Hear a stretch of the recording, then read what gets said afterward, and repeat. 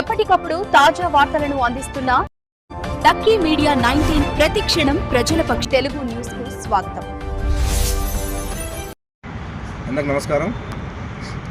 తెలంగాణ రాష్ట్ర వ్యాప్తంగా అన్ని జిల్లాలలో అన్ని మండలాల్లో తెలంగాణ రాజాధికార పార్టీ రాష్ట్ర అధ్యక్షుడు తీర్మానం పిలుపు మేరకు ఈరోజు సంగారెడ్డి కలెక్టర్ ఆఫీసులో మరి కలెక్టర్ మేడం గారికి మరి ఏదైతే ఎస్ఎస్టీ సబ్లాన్ని ఎట్లిస్తారో మా బీసీలకు కూడా అదేవిధంగా ఇవ్వాలని చెప్పి కూడా ఈరోజు కలెక్టర్ మేడం గారు కలవడం జరిగింది.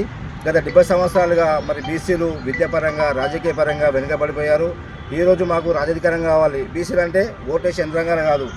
ఇప్పుడు చూసుకుంటే కొంతమంది ఇప్పటికీ కొన్ని కులాలు సర్పంచులు కాకుండా ఎంపీసీ కాకుండా ఎమ్మెల్యేలు కాకుండా మరి అడ్డుకుంటున్నటువంటి అగ్ర కులాలకే ఉన్నది. ఈరోజు చూసుకుంటే కామన్ డిక్లరేషన్లో మరి బీసీల ప్రతి బడ్జెట్లో 20,000 కోట్లు కేటాయిస్తామని ఆ రోజు కాంగ్రెస్ పార్టీ హామీ ఇచ్చింది.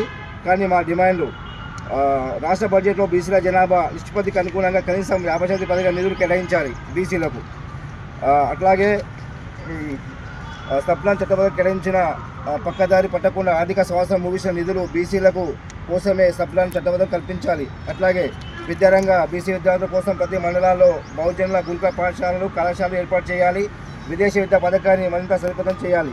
అలాగే ఆర్థిక అభివృద్ధి నిరుద్యోగ బీసీ యువతకు మరియు కులవృత్తుల వంటి వారికి ఎటువంటి శక్తులు లేకుండా సబ్సిడీతో కూడిన రుణాలు మంజూరు చేయాలి. అట్లాగే బీసీ గణన రాష్ట్రంలో బీసీల సామాజిక ఆర్థిక స్థితిగతులపై ప్రభుత్వం చేసిన సమగ్ర కులగణన నివేదికను బయటపెట్టాలి. ఎందుకంటే ఆ రోజు కేసీఆర్ చేసినటువంటి సర్వే చేసేది ఏమీ లేదు. వాళ్ళు మొన్న చూసిన కాంగ్రెస్ ప్రభుత్వం కామన్ డిక్లరేషన్ చెప్పింది, అన్నేమీ లేదు, సున్ననే. ఈరోజు తెలంగాణ రాష్ట్ర వ్యాప్తంగా ఎక్కడ చూసినా కూడా ప్రతి గ్రామంలో కూడా ఈరోజు బీసీ నిదానం నిలబడుతుందంటే కేవలం తీర్మానం వల్లనే. మరి రాబోయే రోజుల్లో 2020లో మరి బీసీలకు ముఖ్యమంత్రి చేసుకుంటాం. అట్లాగే తీర్మానాలకు ముఖ్యమంత్రి చేసుకుంటాం. ప్రతి గ్రామంలో కూడా కమిటీలు వేసుకుంటాం. ప్రతి గ్రామంలో కూడా మన బహుజనత ఐక్యమత్యం చేస్తాం. 60% ఉన్న బీసీలు ఈరోజు అన్ని విధాలు నష్టపోతున్నారు. అన్ని విధాలు అగ్రకులాలే ఉన్నారు. కంపెనీలు వాళ్ళే ఉన్నది, మీడియా వాళ్ళే ఉన్నది, అన్ని సమస్యలు వాళ్ళే ఉన్నాయి. మరి బీసీలు అంటే ఓట్లు వేసి యంత్రాంగాలు మారిపోయారు. కానీ ఎలక్షన్ వచ్చినప్పుడు బీసీలు గుర్తొస్తారు. ఈరోజు మన బీసీలు బహుజన పిల్లలు చదువుకోవాలి. చదువుకుంటే ప్రశాంతత్వం వస్తుంది, తెలివి వస్తుంది. అందుకే ప్రతి ఒక్కరు చదువుకోవాలి. ఏదైతే రాబోయే రోజుల్లో ఈ బడ్జెట్ పైన ఏదైతే తెలంగాణ కోసం అయితే ఢిల్లీ నుంచి ఎట్లా కొట్టాడినామో ఈ బీసీల కోసం కూడా ఢిల్లీ నుంచి గెలిదాకా కొట్టాడడానికి తెలంగాణ రాజకీయ పార్టీ కూడా ముందుందని చెప్పి కూడా మీకు అందరికీ తెలియజేస్తున్నాను. జై మరణ.